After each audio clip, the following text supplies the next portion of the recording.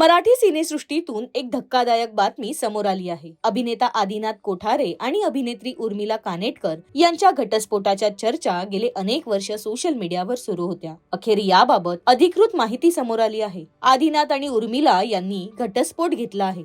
नुकतीच दोघांनीही सोशल मीडियावर एक पोस्ट शेअर करत याबाबतची माहिती दिली। ही पोस्ट शेअर करत त्यांनी लिहिलं की आमचे मित्र, मीडिया आणि हितचिंतकांनो, खूप विचार केल्यानंतर आम्ही आदिनाथ कोठारे आणि उर्मिला कानेटकर यांनी एकमेकांच्या संमतीने आणि सामंजस्याने पती पत्नी म्हणून वेगळे होण्याचा निर्णय घेतला आहे। जोडीदार म्हणून आमचा प्रवास इथे संपत असला तरी आमची मुलगी जिजा हिच्यासाठी आम्ही नेहमी एकत्र आहोत। ती आमचं सर्वस्व आहे। तिला भरपूर प्रेम, सुरक्षितता आणि पाठिंबा मिळावा यासाठी आम्ही आनंदाने आणि पूर्ण जबाबदारीने एकत्र येऊन तिचे संगोपन करत आहोत। आमच्या मनात एकमेकांबद्दल आणि एकत्र घालवलेल्या वर्षाबद्दल नेहमीच आदर राहील। गेल्या काही वर्षात मीडिया आणि तुम्हा सगळ्यांनी आम्हाला जे भरभरून प्रेम आणि साथ दिली त्यासाठी आम्ही मनापासून आभारी आहोत। आयुष्याच्या या नव्या टप्प्यावरही तुमचे हे प्रेम आणि आशीर्वाद आमच्या पाठीशी असेच राहतील अशी आम्हाला आशा आहे।